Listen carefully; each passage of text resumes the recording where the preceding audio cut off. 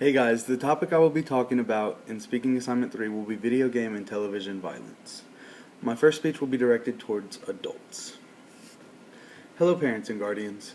My name is Christian Carmona, and video game and television violence being viewed by our youth is a big problem today.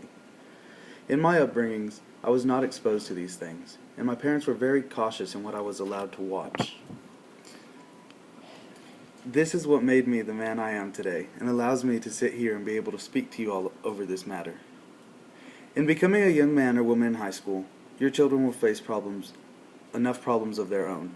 Allowing children and youth to see these things, such as shooting, fighting, and killing, exposes them to this idea that those types of behaviors will be acceptable in today's world.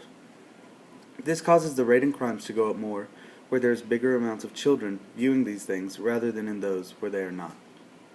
This causes our society as a whole to be imbalanced. It gives us kids with issues stemming from when they were younger to now they are causing mayhem in a peaceful environment. Allowing them to see these things will give them deeper issues than just your typical high school issues. Statistics show that kids who are exposed to these things are more likely to act out than those who are not exposed to this. For every situation they are put in, they will think back and say, "Oh, this worked in the game," and then try and execute what they did then, now. They will believe it's okay to lash out when things do not go their way. That is a problem with letting kids view violence in games and television. They are not old enough to distinguish between what is real and what is not.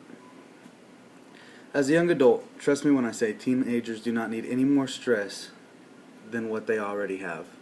Parents, call to mind the future you see for your son or daughter. And call that to mind every time you allow them to view something violent. View the path you do not want them to go down. Help protect your children, monitor what they watch and what they play. Thank you for your time. This next speech goes to the children.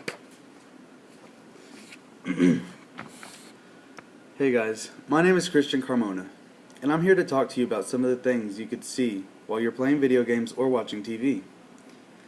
Some of your favorite games may include fighting or shooting, things like that.